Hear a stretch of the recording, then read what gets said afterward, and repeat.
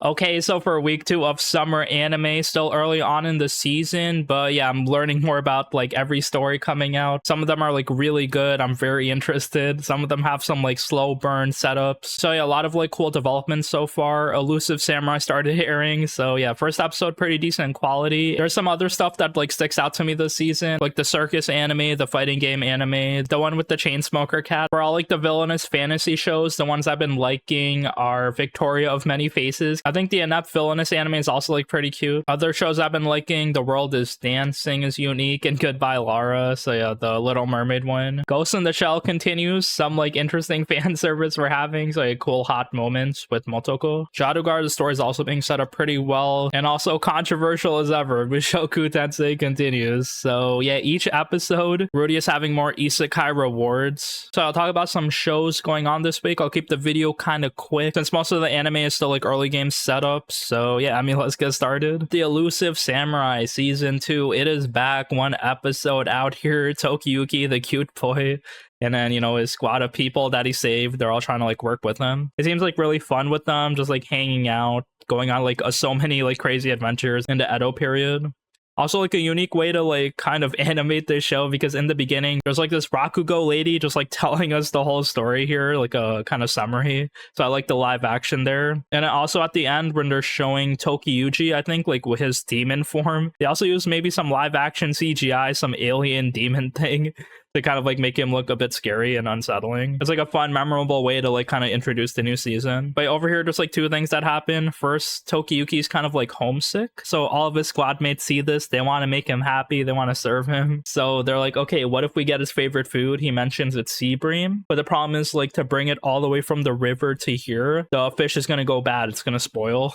So they have to actually run and haul ass while also, you know, fighting off like, you know, military people there. So all the characters are doing this. They get the sea bream. They like kind of rush back to Tokiyuki. They're able to kind of like slice it up, serve it to him, and it reminds him of his past eating with his older brother. It was super cute. Seeing everyone go on like this kind of crazy adventure just to get him his fish. It was like a nice cute story introduction with everybody. Also after that, we see the villain. He's kind of like recruiting some young warriors out here. I bet all of these guys are gonna go on a fight with our main squad. And yeah, most of them are like really overpowered as well. They have like giant weapons, superpowers probably. But basically after we get their introduction, we see something else. So yeah, Takuuchi, he has like another plan to like kind of gain leadership. And then they said this is like the second reformer technique, where, you know, the first reformer, like the first guy that like takes leadership over a new system, like people might not like all of their ideas. So if the second reformer overthrows the first reformer, people will be like, oh yeah, the second reformer, we trust him instead. So Takuuchi basically framed the first reformer, and now he has like more support as the leader here. And then yeah, we see like a lot of demons growing out of him. This dude, he's evil. We have to stop him. So that's the story so far, you know, decent setup. So for Jaadugar this week, we have episode 4. Sitara's journey does continue. She's like stuck as kind of like a slave worker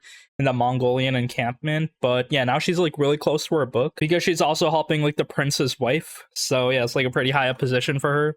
She's kind of like really mad about this book though, because yeah, her whole like family, her whole city got wiped out because, you know, the Mongolians just like do whatever they want. They don't care. And then yeah, they robbed her of the book. Then, you know, she's like doing a good job just like suppressing the emotions. And then yeah, she teaches the wife about the book. It looks like if she becomes the empress, she wants, you know, to spread knowledge to the Mongolian tribe, because even though there are warriors, like, you know, learning stuff is actually like really important in the world. So that's where their journey goes. Sitara kind of like spends 8 years in a Mongolian village. It's like so crazy. So yeah, it was like a time skip, and it's kind of sad because she kind of accomplished nothing in her own point of view. Like she's still like maintaining the status quo, hasn't really gotten close to the book, and you know, maybe she's like befriending other people, surviving in the village, but yeah, that's not what she wants. She wants revenge. So yeah, some more developments happen as Genghis Khan dies. So she's like growing up, taking care of the animals, hanging out with the prince's wife. Yeah, we see Genghis Khan has died. There's a funeral for him, and now if you know of history, then there's like a power struggle. So that's probably going to happen in the near future. So far, the prince that attacked her land, he doesn't become the king. It's the youngest prince. I think they said he's like a really smart leader. So they have the youngest guy kind of lead the country, but then the current prince we follow, he has control over the military. So that's the setup we have so far. You know, it seems like nice, wholesome political development. So it doesn't look like people are going to stab each other in the back just yet. But then also we get a cliffhanger end of this episode where the lady Sitara was taking care of, teaching and educating,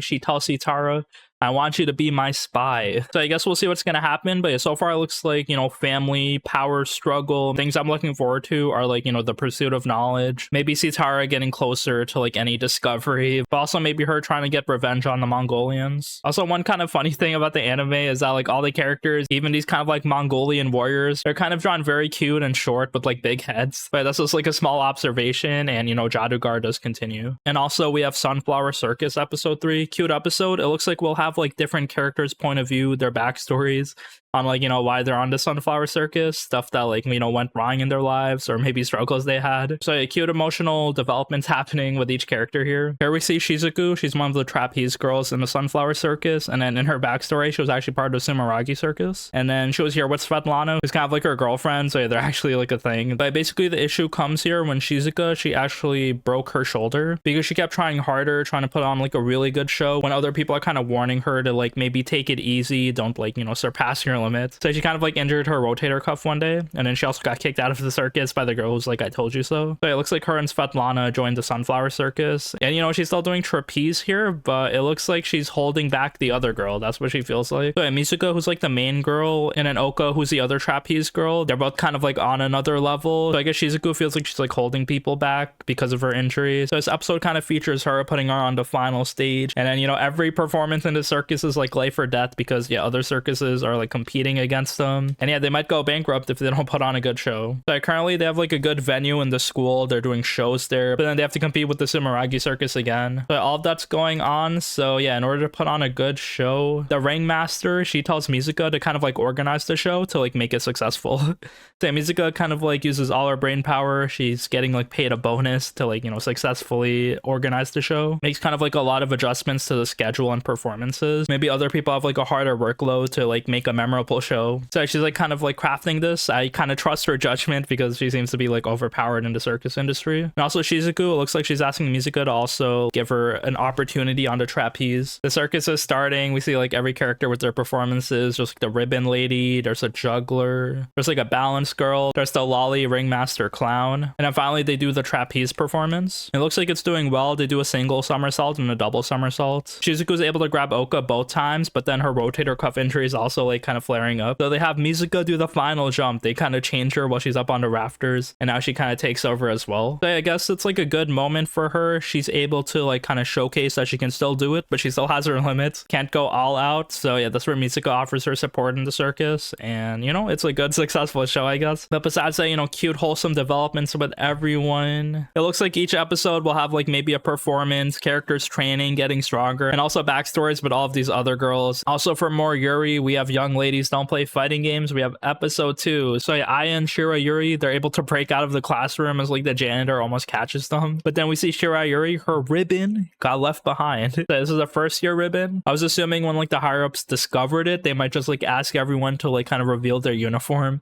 and whoever has a missing ribbon, they're able to like kind of narrow them down. But they don't do this. They just like ask, oh, whose ribbon is this? Is anyone gonna come clean on like who broke the window? If no one does, then everyone gets punished and has to like kind of clean the classrooms for like a whole month. It's whatever, you know. I guess it's just like more strict now. They're not able to play in that classroom, and I guess Aya has to think about, you know, stop playing fighting games entirely. So in order to stop this, she realizes if I dominate Shira Yuri, if I just like remove her fighting spirit, then, you know, we don't have to play fighting games anymore. So she's like, yeah, one matchup with her, I guess a best of 5 or something, and then if she crushes her, they'll stop playing fighting games. That's her plan. But it looks like as Shira Yuri visits her dorm, they do a best of 5 Ryu versus Cammy, and it's like pretty hard. It's actually like pretty even 2-2. And then, you know, as they're like kind of yelling at night in the dorm, they actually turn a monitor off and just like hide in Aya's bed together as they're kind of keeping their voices down. So it looks like Aya, she has like the most experience here, but then Shira Yuri's technique is to kind of train you, predict your movements, zone you maybe, and then confuse and mix you up as you're trying to like adapt to her. And then Aya's basically able to predict the future, just like keep track of the resources, stamina bar. She's able to like do the V trigger on her, I think. I'm not a fighting game player. I might be getting the terminology wrong. She beats her at the end of the 5th game, but then it was still pretty pretty close. They were like 1-1. And then yeah, it was like kind of resource management at that point. So it's like Aya's technique, kind of like being good at everything on a fundamental level. And then Shirayuri, she's kind of like playing for the moment, trying to win each match as they come. And then Shirayuri, she kind of pouts and doesn't talk to Aya. But then the thing is, they both still want to play. So they hang out in the park together. Maybe they kind of switch things up, play different characters. Is it going to be Cammy, Ryu every time? I don't know. Let's see some Juri, some Chun-Li, maybe some other stuff. But yeah, basically a lot of like cool, fun moments here. And also Shirayuri, she actually doesn't like that nickname.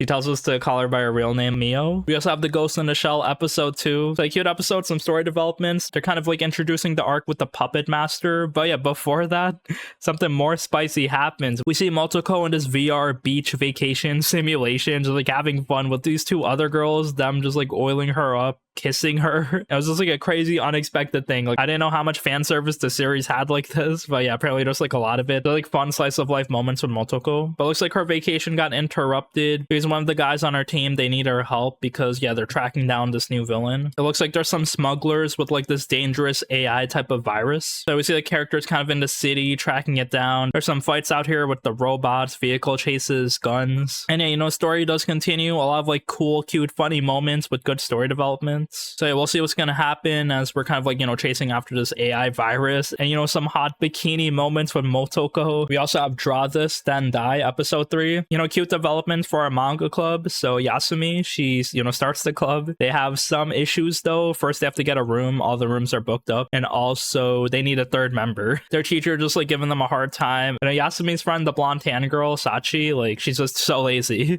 So yeah, Yasumi has to do everything herself. She goes around kind of looking at classrooms, but yeah, no one really takes her manga seriously. So then finally she goes to the art room where she sees Kokoro, who's like the kind of girl that was like painting in the first episode. And Yasumi kind of like rescued her painting from falling. And then Kokoro, she has an issue. She's shy. She has like the Komi-san disorder. So yeah, she can't really talk even though she has like all these emotions she wants to express. She wants to invite Yasumi into the club. She's like, you can use my room. I want to join your club. I want to draw manga with you. She wants to say these things, but she can't. She's so shy and quiet, but she looks up to Yasumi. She sees like her running to school all the time from the bus. So basically I like the kind of like nice painful developments for every character. Each of them are kind of like going through life. It's like a cute high school adventure, and then, you know, eventually all three of them join the club together after Kokoro is able to kind of like speak her mind. We learn more about the teacher as well. We see her like telling us, you know, the title, don't have a draw this then die type of attitude with your manga, because it looks like she tried to do this before, where she tried to draw everything to get success, and even if you put a lot of effort into it like that, a lot of people probably won't appreciate it. You burn yourself out. And yeah, she's kind of warning the other people, don't do that. We also have the Chainsmoker Cat episode 3. So yeah, more fun moments with our cat girl Yanni. She's like being a bum, hanging out in public, scaring all the kids. We see her playing soccer here, and then she just has like no lung capacity. Also at the same time, all the little kids are just like aroused by her. So yeah, more sexual cat girl moments. They make a lot of sex jokes, drug jokes, fart jokes, like any lowbrow humor. This anime will probably cover it. We also see our landlord when he's kind of pent up. He actually has a sex doll. So yeah, that's going on there. We see another cat here as well. Her name is Kansai. She has like a Kansai accent, and then it looks like her gimmick here, it's not drugs or smoking. She's actually one of the most normal girls here, but then her personality, she likes to tell jokes, like jokes with kind of like obvious punchlines, and she wants a reaction. She wants people to laugh. I feel bad for her because yeah, girl, I'd laugh with you. But yeah, since our smoker cat, she doesn't really care about anything. Like no one's reacting to her jokes, and this like kind of hurts her on the inside. She keeps like spamming jokes until she gets a reaction. So that's going on. We also see this like kind of red-haired cat lady as well. She's an alcoholic, and then they like fall asleep next to each other, and then she's like sleeping while drinking, and then she just throws up in her sleep. She's about to be choked out on her vomit, but then Kansai comes in and then just like makes a punchline. She's like, I was dying out there, but yeah, not as much as you're actually dying, and just like rotates her. So I love like random funny moments, fan service moments as well with these cats. Also another smoking show, Smoking Behind the Supermarket with You. So nothing much to talk about since I already saw these episodes, but you know, basically Yamada, this one, the cute moment happens with her like with the Makima face, because Sasaki is like questioning why her hair is down. Usually it's tied up, because this one she was kind of rushing to see Sasaki. She didn't have time to like do her hair and change. There's also another question I have, is she changing her whole outfit during her break? Because yeah, that's like a lot of effort, but I guess she has to like do this to kind of fool Sasaki into thinking she's like a different person. But basically there's like, you know, talking about life, him having trouble at work because he like kind of scared a new hire, and then Yamada telling him how nice and sincere he is, and then other people will see that. So you know, cute support with everybody. They're like complimenting complementing each other, so they overcome their flaws and insecurities. So yeah, you know, cute developments with both of them. We also have Kaiju Girl Caramelise episode 3. So Kuroe keeps transforming. Here she transformed in school, and yeah, just like kind of like aborts and runs away into the river. So yeah, this keeps happening. As she gets closer to Arata, she can't just like contain her emotions. Her mom isn't really helping either, so it's gonna be like a rough journey with her trying to learn how to control her powers. We see she actually goes on a date with Arata. They go to like Disney World, and yeah, the issues are she can't really get close to him, but this makes the date kind of feel like she's ignoring him. So she feels guilty about this. It was like very painful. Like I wanted them to like kind of communicate, but they can't because she's gonna turn into a kaiju. It's so understandable. So I thought it was like well written, this kind of like awkward date between both of them. Kuroe not trying to hurt Arata's feelings, suppressing the kaiju inside of her. Arata being like kind of open-minded and just like talking and hanging out with her. But the bad thing happens when Kuroe, she actually just like can't stop transforming once they're in like this roller coaster ride together. So she just like runs away after just like growing features, tails, and horns. She feels like a monster, and now she's about to transform fully as she's at a low point. She wants to destroy the whole amusement park. So she's kind of like in her emo kaiju girl form, but then Arata also stops her. So he kind of like sees her, and then he actually didn't really put it together that she's the kaiju. He thinks she's like cosplaying. I'm like, bro, they can't stretch this misunderstanding that much. But hopefully he realizes sooner than later. But basically Kuroe kind of like got away with like, you know, her half transformation. Also, we have Though I'm in Inept Villainess episode 2. So yeah, the show goes on, very cute, seeing our girl Reiren or Shu in her new body, and then she's like adapting. She actually likes this new freedom. She's able to like apply her like knowledge that she learned from books on like growing medicine and just like, you know, living on her own. She's able to do it now, get her freedom, because, you know, back in the palace everyone's taking care of her. She has like this servant girl Riri also working with her, but I guess like she hates her. But then it looks like Shu's personality, she's gonna eventually have everyone warm up to her. So the story continues. We see more like characters in this palace area. So yeah, you know, like standard villainous progression. And then it's funny to see the villainous girl, her point of view, because she's stuck in the weak body. Even though people are taking care of her, she had no idea how much effort Reiren put in to like kind of take care of herself even through the sickness. So it looks like the opposite thing might happen. Instead of Shu begging for her body back, it looks like Reiren, who like casted the forbidden magic, she might actually like try to get her body back because she can't live like this. There's like a lesson here I think they're building on, which is like it's your mindset. So it doesn't matter your circumstances, if you're in a sick body, if you're like getting banished, as long as you have like that survival instinct or like, you know, want to learn and apply yourself, then you'll succeed in life. Something like that maybe. But also at the same time, Reiren did have like the luxury of, you know, learning all these skills, learning to read even though she was sick. So it's kind of like a mix of both in that case, as you want to think of it as a lesson, like the overall moral of the story. But, you know, besides that, you know, cute villainous show, very good quality, and, you know, I like the main character. We also have Victoria of Many Faces. We're on episode 2. So a cute episode. I kind of understand what the anime is going for now. It's trying to be spy family, but kind of like a girl getting banished and remaking her life type of thing. But our main girl Victoria, she seems very capable. She's like, you know, adopting this little girl, and she kind of like works as a maid. And it looks like the knight that she was working with, he's actually part of the family that owns the house that she's like being a maid in. A random coincidence there. But it looks like so far Victoria's rebuilt her new life here, get like good connections, have a good job, and also take care of this little girl. So she's doing that. It looks like she has some dilemmas though, because in her previous life as a spy, she never really had romance, and now it looks like she's falling for the night guy. We also have Clevatess season 2 episode 2. So yeah, more adventures in a magic school continue. There's some serious moments as well happening towards the end of this episode. But yeah, basically they kind of go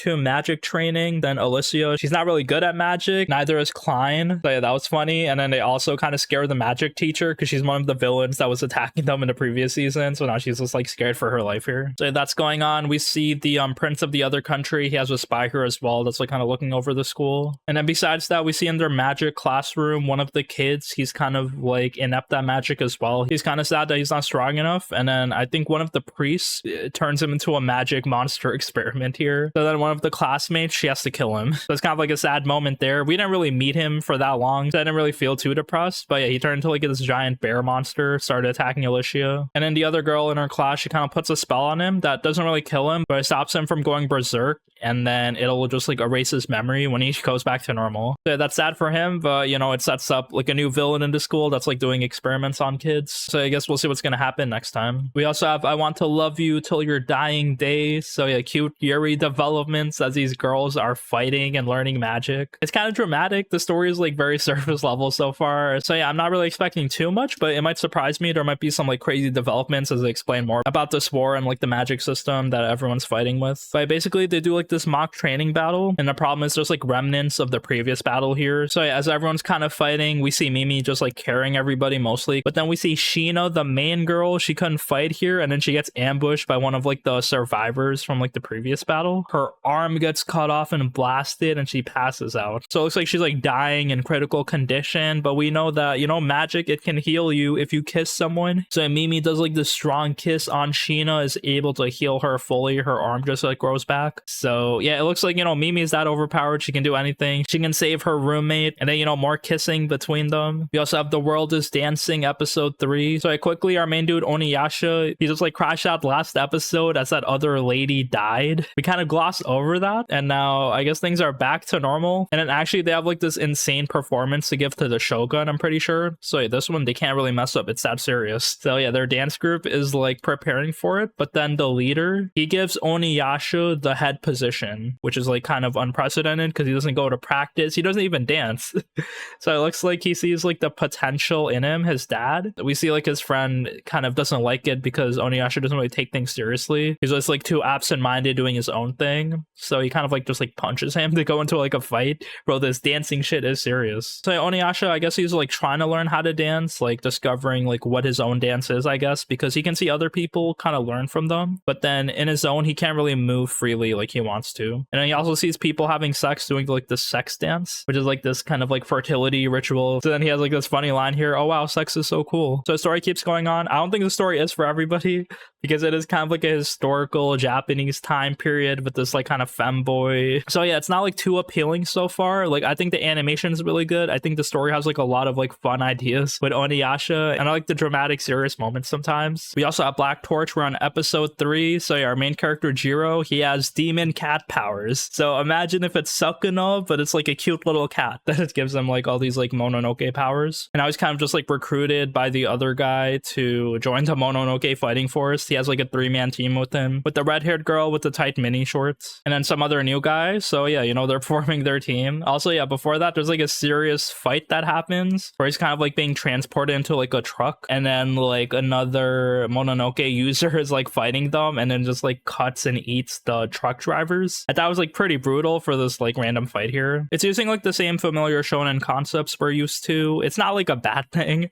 But yeah, again, like nothing's really sticking out in this anime, but it looks like the characters are kind of fun. So yeah, we'll see how things progress, as I guess we're gonna like fight demons every week. We also have the Sparks of Tomorrow. So we have 3 episodes, pretty funny progression in the early games. So yeah, we have like a lot of unique characters. So I like how imperfect they are. They're kind of like works in progress as they're kind of working towards this electricity goal. So basically a plot in the first 3 episodes, there's like this magic electricity book that the main character Sakamoto's brother was able to like write down his ideas before the war, but then he died. So then there's some people that are linked to him that like want the book and also believe in his ideas. Sakamoto kind of like gave up hope. It was actually just like scribbles inside of it, like drawings. So it doesn't really say anything about like making or harnessing electricity. So we see the main villain, his name is Yosuke. He also like kind of speaks in like random broken English sometimes. It looks like he also had like a dream with Sakamoto's brother, but kind of gave up on it. And after he sees like this electric catalog is kind of useless, he like kind of leaves them alone. But he's also still in an arranged marriage with one of the girls. So basically that's the setup so far, as they get the catalog. But then Inako, she doesn't give up hope. He's like so positive and hard-headed. I like her attitude. I like her kind of like driving the plot, because Sakamoto, he's just like kind of sad and desperate.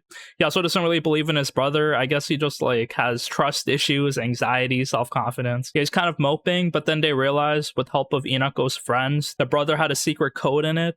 So they drop ashes in it, and they're able to see like kind of the hidden writing and text. So they actually guide Sakamoto on how to make like more efficient electric devices. One is to use bamboo as the filament of the light bulb. So they're able to do that. There's like a lot of like testing, trial and error. There's like this whole electricity montage of them kind of like perfecting the glass shape, making it so the light bulb doesn't like burn out and it's able to like last for like lots of hours. So interesting concept for an anime so far. I do like how rough all the characters are. They have their own flaws. We also have Mushoku Tensei season 3. We're over on 4 episodes. So yeah, after the Eris backstory training arcs, we now have Rudeus chilling in this like magic city. He's living in his house with his family, you know, it's all wholesome. He's going to the magic school. All his friends are there, the wolf girl, Nanahoshi, Climb, and Zanobo. There's also like the, you know, random typical sexual moments in Mushoku Tensei.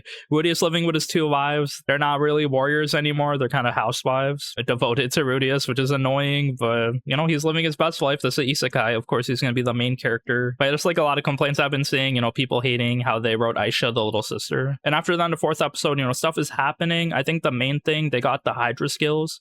I guess Rudeus is trying to get stronger to fight like unknown threats. So that's going on. We see Rudeus's daughter is there. It looks like the maid Liliana kind of thinks that the baby reminds her of like younger Rudeus, where she's like really quiet. Maybe that like means something. Also after that, Rudeus, Sophie, and Roxy kind of like learn water magic together. It's kind of like higher tier spell that does lightning. So you know, stuff continues. Rudeus getting like the isekai rewards. Everyone in his family kind of looks up to him. It looks like he got a lot of money here too as well. After they looted the dungeon and the party gives him like all the gold. We also have Goodbye Lara, so we have 3 episodes, you know, the Little Mermaid reverse isekai out here, because right now Lara, she has to kind of rebuild her kingdom because they all like got their souls sucked out, like their kingdom went in ruin, so they're still alive technically, like she can revive the entire kingdom. In order to do that though, Lara and all the other princesses, they have to find love. So once you do that, you can save your people. That's what the witch tells her. Also at the same time though, she has like trauma from the past because, you know, she loved the human, he was disgusted by her mermaid form. So, you know, like funny typical progression, her like, you know, ordering things on Amazon, not knowing how money works, just like experimenting with stuff, and you know, I guess like getting used to living with humans. So yeah, Lara's journey goes on. She kind of befriends one of the girls here that she's living with. She's a boxer. So in episode 3 we get like that girl's backstory on how like I think her mom died. It looks like she's using boxing as an outlet because her mom kind of told her to just like look forward. So a decent progression as these girls are living with each other. And I guess Lara the mermaid, she's trying to make connections so she can like save her people. There's also some other romance shows going on, like You and I Are Polar Opposites, you know, cute progression. It's the winter right now, so yeah, Suzuki and Tani are just like going out on dates, hanging out, getting closer pretty much. Also in 100 Girlfriends, we get a new girl here. She's like the typical blonde American girl anime stereotype, and then she's a Japanese teacher. So yeah, you know, just like more funny comedy moments. We've kind of reached the point where everything is just like, you know, crazy, insane, doesn't make sense, as like, you know, the cast is so big and they're doing like a lot of like new stuff with each character. Also one more thing, as we learn more about like Nadi's backstory as she joins the harem, she's actually an Americaboo, so she's a Japanese girl that dyed her hair and is pretending to be American but then got casted out by her family. So yeah, you know, random plot twist there. And yeah, that's pretty much it for the shows this week. Thank you for watching. Just like a quick story review as, you know, more shows continue. And yeah, not that much to say, you know, a lot of like cool villainous shows I keep watching. I like the Inept Villainess, Victoria of Many Faces. I also like the Circus anime as a chill slice of life show. And there's like a lot of like decent comedy as well with the Chainsmoker Cat anime and some other shows going on this season. So yeah, thank you for watching. I'll see you next week. Peace.